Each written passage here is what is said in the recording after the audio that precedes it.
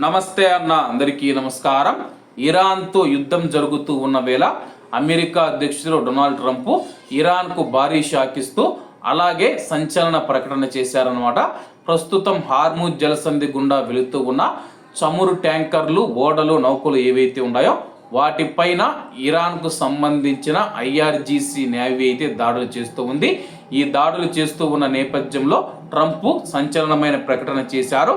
Hormuz జలసంధి గుండా వెళ్ళే ఓడలు మరియు సరుకులను రవాణా చేసే ఏ విధమైన నౌకకైనా నష్టం కలిగిస్తే కానీ, వాటిపైన దాడి చేస్తే కానీ నష్టపరిహారం చెల్లించడానికి అమెరికా ఆధీనంలో లేదా నియంత్రణలో ఉన్న ఇరాన్ డబ్బును అమెరికా ఉపయోగిస్తుందని చెప్పి అమెరికా అధ్యక్షుడు డొనాల్డ్ ట్రంప్ ప్రకటించారు.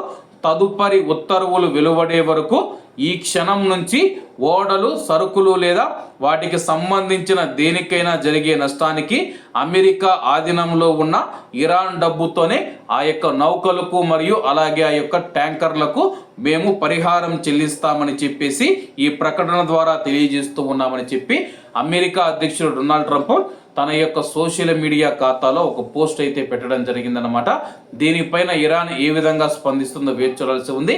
ఎందుకంటే యుద్ధంతో ఎటువంటి సంబంధం లేని చమురు ట్యాంకర్లు హార్ముజ్ జలసంధి గుండా ఇతర దేశాలకు వెళుతూ ఉంటే ఆయా దేశాలకు సంబంధించిన వారితో ఎటువంటి ఇబ్బంది లేకుండా ఉన్న ఇరాను ఆ యొక్క దేశాల మీద దాడులు చేస్తూ ఆ యొక్క దేశాలకు వెళుతూ ఉన్న విలువైన చమురు కావచ్చు, సరుకులు కావచ్చు, ఏవైతే ఉన్నాయో వాటిపైన దాడులు చేస్తూ ఉండడంతో అమెరికా ఈ నిర్ణయం తీసుకుంది.